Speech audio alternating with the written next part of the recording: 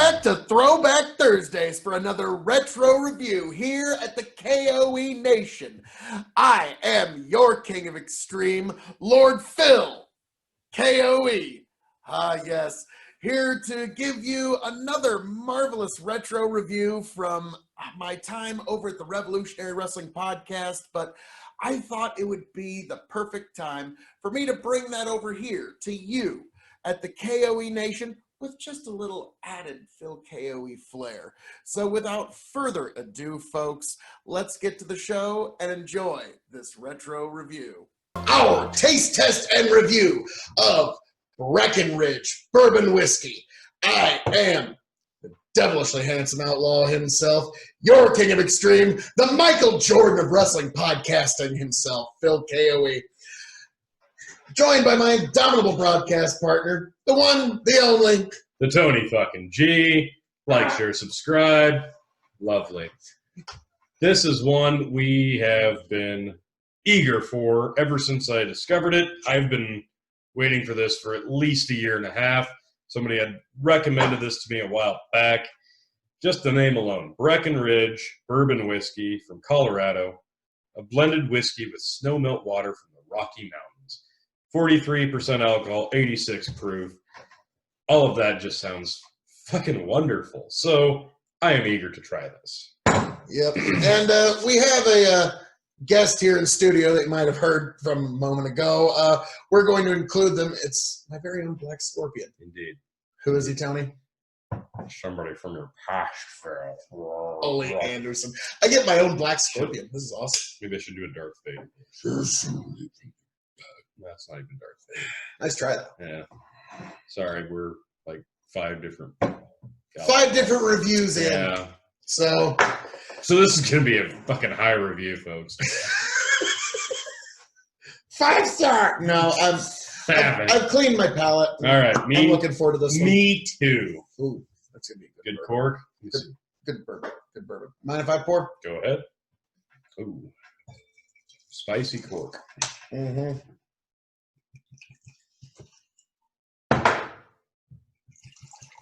This has a nice color. Yep. Oh, yeah. Bourbon has no artificial colorings, which is one thing I do appreciate about it. You can see this move. Nice bottle, too. You can see this move in the glass. That is a very appealing visual. This is good bourbon, just by its nose. Wow. Super spicy nose. Yeah. But a hint of sweetness. Oh, yeah. They usually got to fight for to get it in bourbon. Wow. And we actually tried a very good bourbon just a few days ago. So the bar is set pretty high. You talking about that TX? No, the Booker's. Oh, yes. Yes, that Booker's was just magnifique. Yeah, we actually got to try some Booker's in the airport waiting for our flight. Yep. That was very good. Then we heard about this stuff called Booker's Rye, and I looked it up. It's like, I want to try it. Then I found out it's like $1,400 a bottle. Yeah, never mind. Goals, folks, goals. Well, you got to have something on the bucket list, right? Start small, work our way up. But this bourbon here in front of us.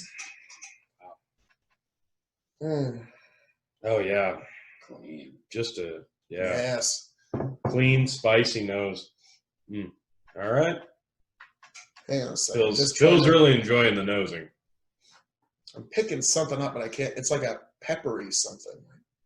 Oh yeah, I hate using this word, but what's that, Black Scorpion? Pine. Oh yeah, I can see that. Yep, I could see how you could come there. It's a peppery pine. This is gonna sound awful, but it smells like if you took a pine air freshener and dumped Tabasco on it. I'm not getting quite that. I mean, it's in a good way. In a good way. Tony, I you're know. An ugly son of a bitch. But in a good way. In a good way. Well, I can live with that. Should we let this hit the nose? The tongue. There we go. Yeah. Cheers, folks.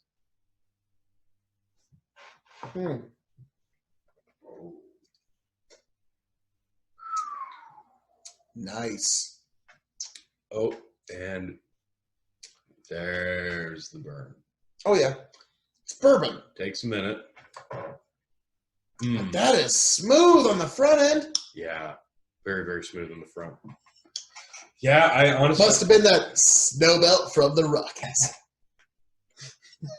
I'm actually going to stick with the Tabasco. It's a very small hint of just slight Tabasco-y flavor. I'm trying to find it. I'm not getting it. It's there. But that first smell, when you take the nose... I don't eat a lot of Tabasco in my food. Yeah, I might not be tasting it. I like my hot sauces. Oh, but that sweetness, that fiery sweetness you get on the nose, and then the initial sweet flavor, and then the spicy taste, and then the... Yeah, there's a spice on your nose. I can't deny it. I'll be honest, maybe it's just because our palates are different. Sure. We like different foods. I'm not getting Tabasco, because I have had Tabasco. It's just, I'm not getting it. I'm like... Tabasco like the Black Scorpion said there, I'm getting kind of a peppery, piney... Yeah, that's fair. But yeah, it's good. It's good stuff. It's like a fruity initial flavor, and then the spicy hits. Then it goes as almost it washes like, down your throat. And tell me if I'm wrong on this one, Black Scorpion. The sting on your tongue is almost like chlorophyll from a plant. Am I off on that?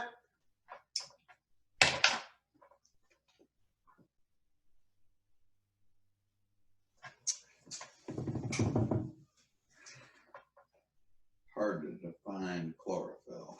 There you have it. Well, you and I have been around the plant block once or twice, so we probably tasted a little more chlorophyll, just trying to get into the stocks of our plants and that kind of stuff. I'm trying to specifically... Not to spoil who the Black Scorpion might be. I'm trying to specifically locate what that initial sweetness is, and I'm having trouble. Yeah. This is a good palate developer, bourbon. If you were going to want to really work on tasting notes, this would be a good one. Great. And now I've influenced it, but... It, like when you said grape and then it hit like... Slide that bottle. Shit, it is. It's great. I think it is great. I'm really enjoying this. I've got to say. Yeah, this is a complex, very complex, but not overbearing. Like you have to really search every scent and every flavor. Yes. You're asking, "Who are you?" Yeah, which is a good.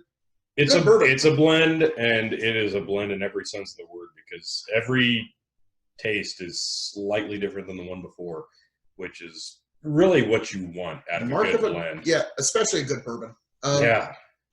So, my oh my. Yeah. Yeah, like I like a red grape. That's what I'm getting now. A red grape. Mm-hmm. Like a spicy red grape. Mm. So. I like it a lot. Tony G. We're gonna go with two scales here. Bourbon whiskey and brown spirits. And then bottom shelf, middle shelf, top shelf. Okay. In terms of bourbon. I rate my bourbons a lot harsher than you do, I think. I'm actually going to say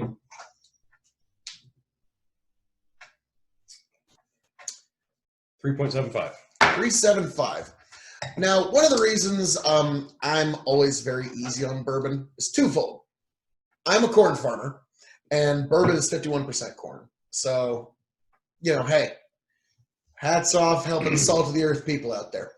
Also, my grandmother, her favorite drink in the world was a bourbon press. And actually, this is the first bourbon we have reviewed for the Revolutionary Wrestling Podcast. So when we do a second take on this and any other bourbon, it will inevitably be mixed in a bourbon press to see if it stacks up. She didn't care either which bourbon. Whatever you got in the well, bourbon press. So we're going to be trying those all in our second takes.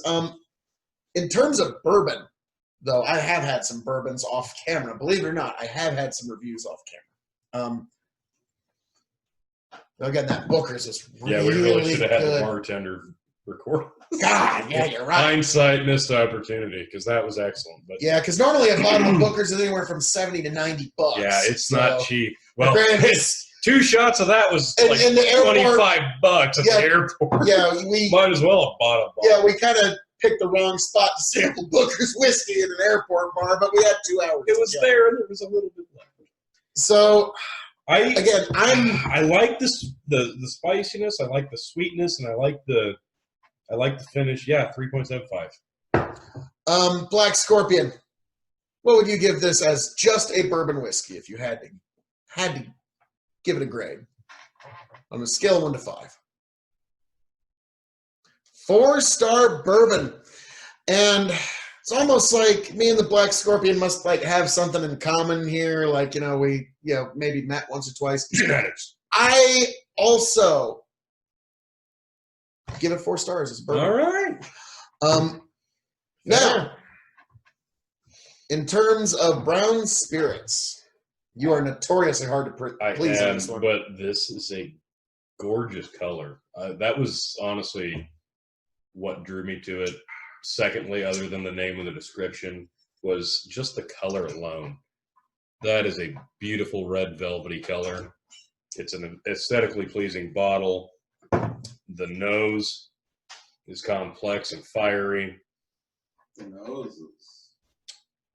Yeah, you could spend an hour sweet. just studying the nose. If you're studying to be a whiskey sommelier, this would be a really good one to work on. The taste is sweet. The finish is fairly smooth.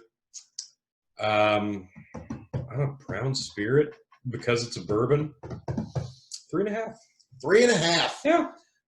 All right. That means Tony likes it. Mm-hmm.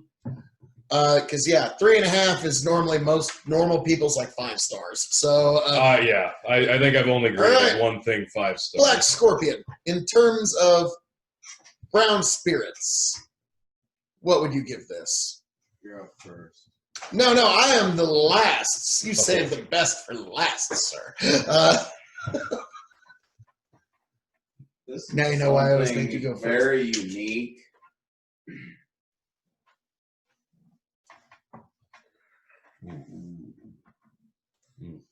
Yeah, it's tough, isn't it? A 4. A 4. Wow. Let me just, before I give it let me just stay right in there, get the liquid right under my nose. King of punctuality. 4.25 in terms of brown spirits. Wow. 4.25. I would recommend you get yourself a bottle of this if you can find it. So now, in terms of, would you put it on your bottom shelf, your middle shelf, or your top shelf? I would put this. It would start on my middle shelf, but I could definitely move it up depending on what my variety was. Black Scorpion, if you were to top shelf. No hesitation there. Yep, it's good stuff. In keeping with what you're saying, if I had excess room on my top shelf or my middle shelf, basically whichever shelf has extra room, this one would go there. So in between, yeah. Okay. But yes, it could easily sit on my top shelf as an excellent bourbon whiskey. Also, I mean, again, personal memories and things they're tough to ignore. My family and I actually, when I was, I want to say about 16, actually went to Breckenridge, Colorado. So that's why I had such interest in it. Indeed. I learned to ski. Learned to ski in Breckenridge, Colorado, and I learned that I don't like to ski. And so that's why this is kind of an interesting bottle for me. So, all that being said, folks, if you get a chance, give Breckenridge maybe a second shot. I certainly did, and this one did not disappoint. Indeed. So, all that being said, I am devilishly handsome outlaw himself, your king of extreme, signing off and handing it off to my indomitable broadcast partners, the Black Scorpion. Say something. So he just a makes a hand gesture. And the indomitable Tony fucking G. Like, share, subscribe. And give Breckenridge a shot sometimes, folks. Catch you later.